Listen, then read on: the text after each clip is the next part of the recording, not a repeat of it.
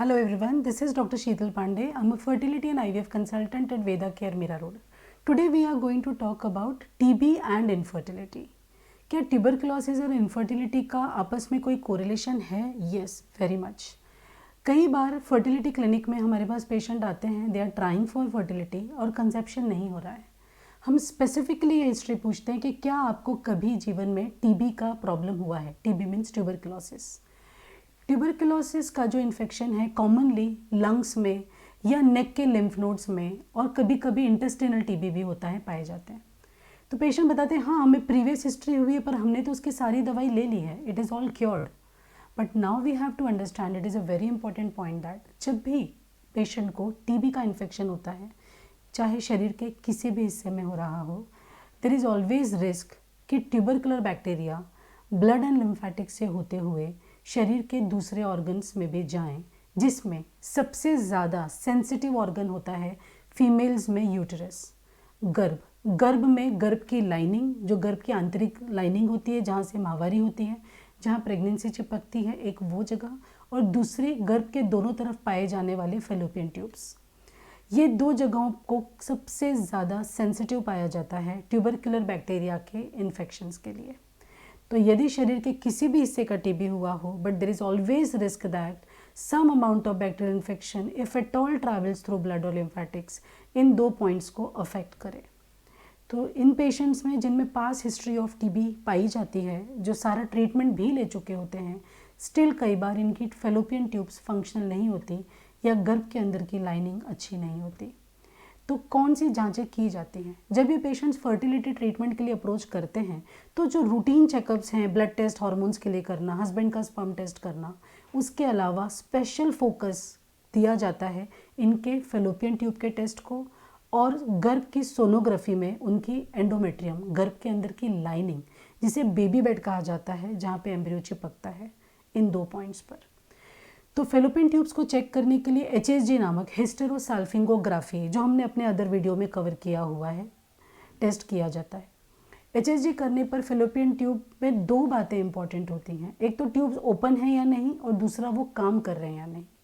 Fallopian tube open होना मतलब patency test, तो हमें HSG पे पता चल जाता है. या तो ट्यूब्स में ब्लॉकेज पाया जाता है तो उसे further treatment, surgical correction advice किया जाता है, और ट्यूब्स ओपन पाई जाती हैं तो पेशेंट को ये एक्सप्लेन किया जाता है कि फेलोपियन ट्यूब्स आपकी ओपन तो दिखा रहा है, मीन्स इट इज़ पेटेंट, पर ये फंक्शनल है या नहीं इसकी अश्योरिटी हम नहीं दे सकते हैं. क्यों? ये समझें कि फेलोपियन ट्यूब्स के अंदर हमारे बालों के जितने पतले सीलियास पाए जाते हैं, जो जब एग अंडेदानी से निकल के फेलोपियन ट्यूब में आता है तो अपने आप चलकर एग जो है गर्भ तक नहीं पहुंच सकता. तो फेलोपियन ट्यूब के अंदर जो बारीक से सीलियास पाए जाते हैं, जो हमारे हेयर से भी ज़्यादा पतले होते हैं, वो ब्रूमिंग की किस्म की एक्टिविटी करते हुए उस एग को धक्का देकर गर्भ के अंदर पहुंचाते हैं. तो यदि वो सीलियास जो कॉमनली ट्यूबरकुलोसिस की वजह से डैमेज होते हैं, यदि वो सीलियास डैमेज हुए हैं, तो यदि ट्यूब खुली हुई भी है तो भी यदि अंडा ट्यूब के अंदर आएगा तो उसे ब्रूमिंग एक्टिविटी से गर्भ के अंदर पहुंचाने का काम ट्यूब्स नहीं कर पाएंगी.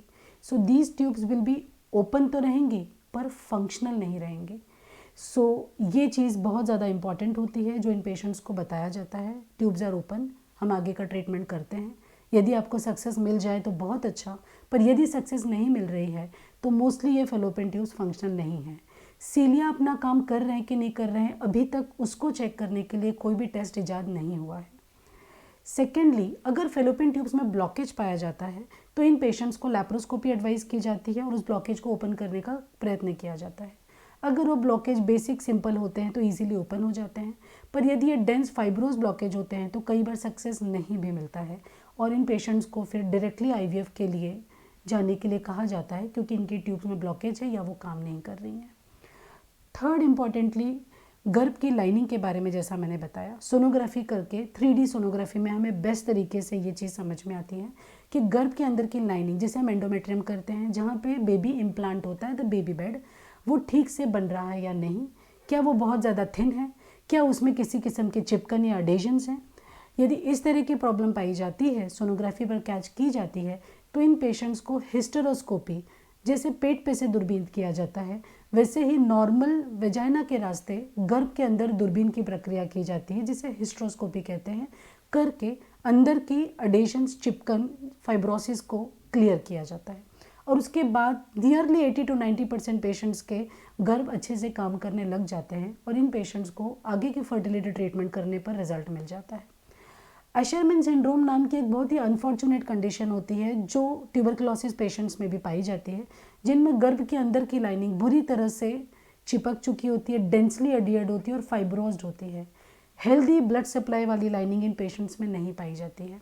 इनका भी हिस्ट्रोस्कोपिक करेक्शन किया जाता है, बट इनमें रिजल्ट्स उतने ज़्यादा नहीं मिलते हैं जितने अदरवाइज अदर पेशेंट्स में हिस्ट्रोस्कोपिक करेक्शंस पर मिलते हैं। So all any patient who has undergone or suffered tuberculosis and its treatment, अगर आप फर्टिलिटी नहीं अचीव कर पा रहे हैं तो ज़रूर अपनी फेलोपियन ट्यूब्स और गर्भ के अंदर की लाइनिंग में किसी किस्म का कोई प्रॉब्लम तो नहीं है, उसे ज़रूर इवैल्यूएट कराएं। Meet your fertility consultant. अपनी टीबी की हिस्ट्री को छुपाएं नहीं। While giving your history at one go आप ज़रूर बताएं कि आपने पास्ट में टीबी सफ़र किया है, ताकि आपके डॉक्टर उस फोकस से आपका इवैल्यूएशन कर सकें और यदि कोई प्रॉब्लम उन्हें मिलती है तो उसे करेक्ट कर सकें, ताकि आप अपना फर्टिलिटी कंसीव करने का गोल अचीव कर सकें। So this is all about TB and infertility. I hope you like the video, and if you have any doubts, do comment us in the comment section. We'll be very happy to reply you. See you all in the next video. Till then, take care and bye bye.